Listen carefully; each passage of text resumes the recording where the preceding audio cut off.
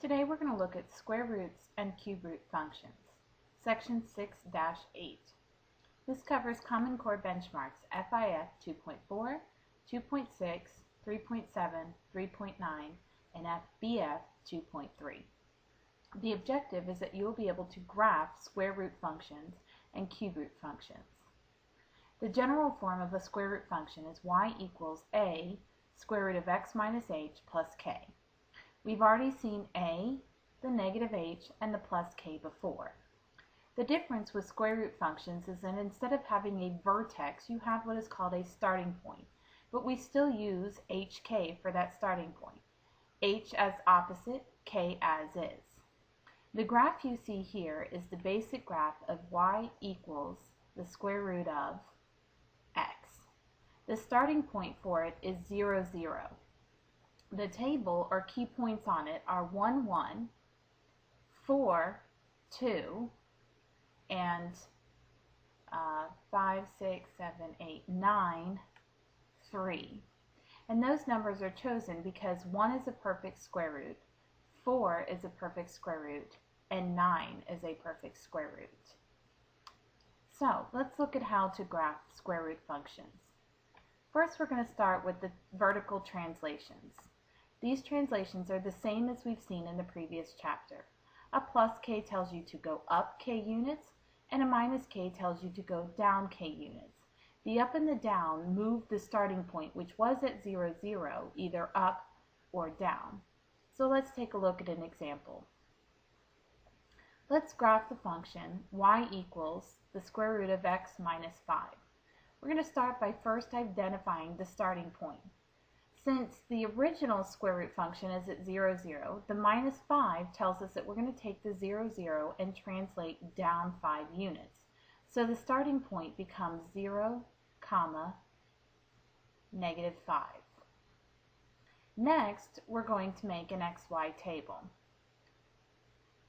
Since this is a starting point and not a vertex like in the past, we're going to put it first, 0, negative 5. And we're going to pick points after 0. Because we're taking the square root of them, we're going to want to pick numbers that are perfect squares, like 1, 4, and 9. So let's plug in our numbers. The square root of 1 minus 5. And that's going to equal negative 4, because the square root of 1 is 1. 1 minus 5 is negative 4. The square root of 4 minus 5 is going to equal negative 3. Square root of 4 is 2. 2 minus 5 is negative 3. Then the square root of 9 minus 5 is going to equal negative 2. Notice that these are successfully going down by 1 unit. The next thing we're going to do is graph our table. We're going to start with our starting point, which was at 0, 0, and move it down 5 units.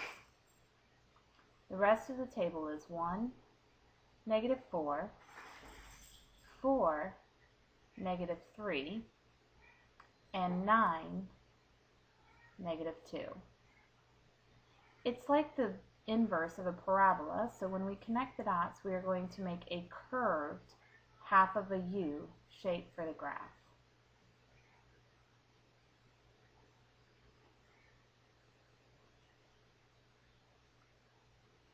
Next, we're going to look at horizontal translations.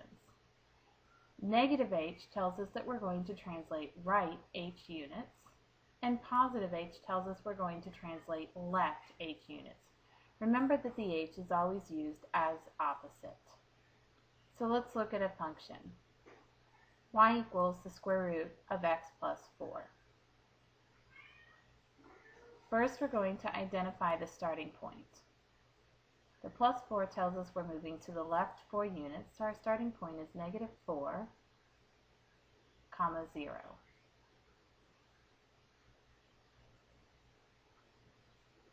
Next, we're going to make an xy table, again with our starting point.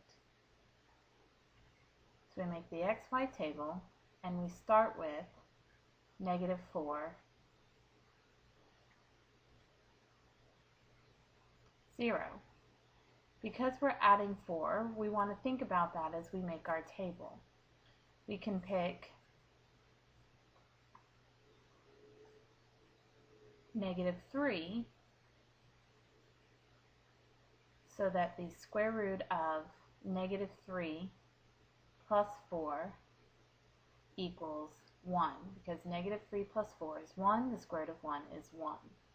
Then we can pick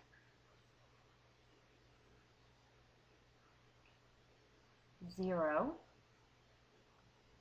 so that the square root of 0 plus 4 will make 4, the square root of 4 is 2.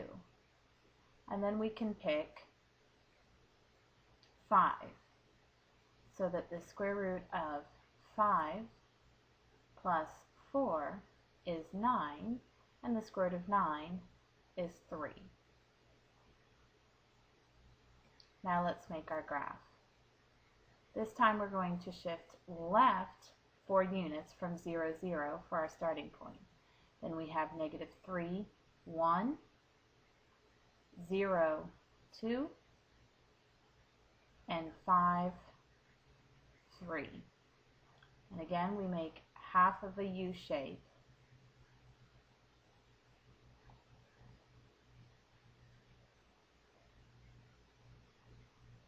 The next translation we're going to look at is stretches and compressions. The same as it has been on every other function, a stretch is when a is greater than 1, and a compression is when a is between 0 and 1. Let's look at the function y equals 1/2 square root of x. First, we're going to identify our starting point. Since we've not moved left or right or up or down any, our starting point is going to be 0, 0. Now let's make a table, starting with the point 0, 0. Then we can use 1, 4, and 9.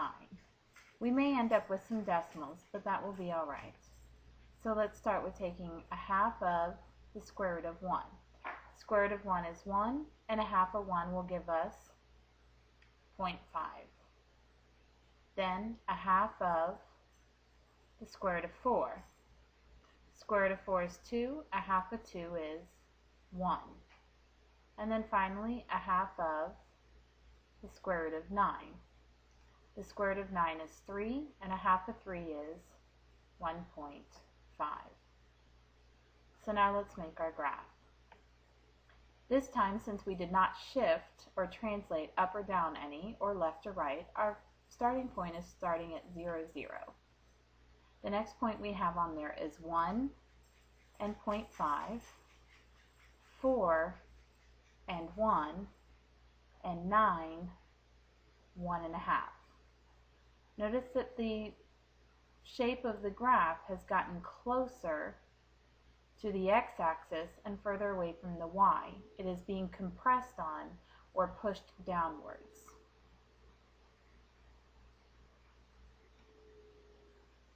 The last thing we'll look at is applying what we learned with square roots to a cube root graph. So this time we're going to look at what is the graph of y equals 2 cube root of x plus 1 minus 4. All the information stays the same, except your starting point now becomes a middle point. So the first thing we're going to do is identify that middle point. All the translations are the same, so we use the opposite of what's inside, which is negative 1, and the outside as is, which is negative 4. Then we make our xy table. This time, instead of that being a starting point, it is a middle point, so we're going to put it in the middle, negative 1 minus 4. It's a little more difficult to find numbers to take the cube root of because we're looking for perfect cubes. A couple perfect cubes would be 1 and 8. So we need to think about what numbers could we put in for x that would make 1 and 8 when we add 1 to them. The first one I think of is 0. And on the other side of that, negative 2, because negatives are okay in square roots, but not cube roots. They're okay in cube roots, not square roots. The other number I think of is 7 or negative 9. So let's plug these in.